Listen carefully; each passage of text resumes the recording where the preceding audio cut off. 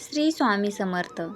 सुख आणि समाधानासाठी काही सोपे उपाय आणि तोडगे. तर सुरुवात करूया आजच्या व्हिडिओला. घरावरून रोज थोडे तांदूळ ओवाळून घराबाहेर टाकावेत. रोज आपल्या घरावरून मिश्र धान्य ओवाळून पक्ष्यांना खायला द्यावे, त्यामुळे गृहबाधा जाते.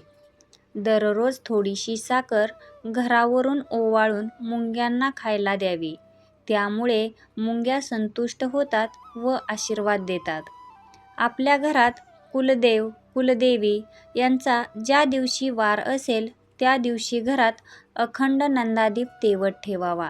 नंदादीपाचा प्रकाश हा आपल्या घरात असून तो कुलदेवाचा सात्विक वातावरणाची निर्मिती करतो. 11 वेळा मोठ्याने नामस्मरण करावे. घरात देवाजवळ रोज तुपाचा दिवा लावावा. मूठभर मीठ साखर यांचे मिश्रण घरावरून ओवाळून घराबाहेर टाकावे. हा वास्तुदोषावर अत्यंत प्रभावी उपाय आहे. घराच्या हॉलमध्ये दररोज छोटी तीळ तेलाची पंती लावावी, त्यामुळे आपल्या नित्य वावरत असलेल्या हॉल किंवा दिवाणखाना मंगलमय व शुद्ध होतो. घरात छोट्या कुंडीत तुळशीचे रोप लावावे. तुळशी ही देव वनस्पती असून ती आरोग्यदायी आहे.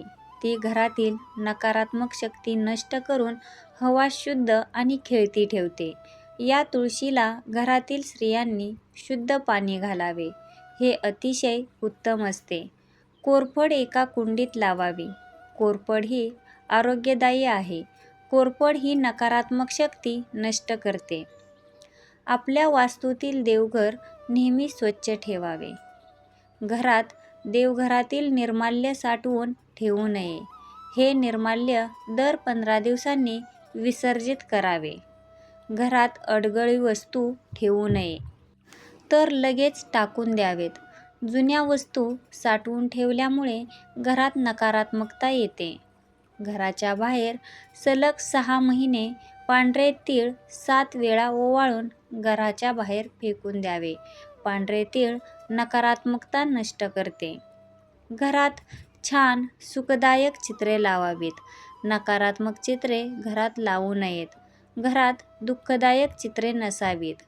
घरामध्ये बंद पडलेले घड्याळ कधीही ठेवू नये. आपली प्रगती होत नाही. तर तुम्हाला ही माहिती आवडली असेल तर नक्की लाईक आणि शेअर करा. तसेच आपल्या स्वामी विचार यशस्वी वाटचाल या चॅनलला सबस्क्राईब केले नसेल तर नक्की सबस्क्राईब करा. श्री स्वामी समर्थ. धन्यवाद.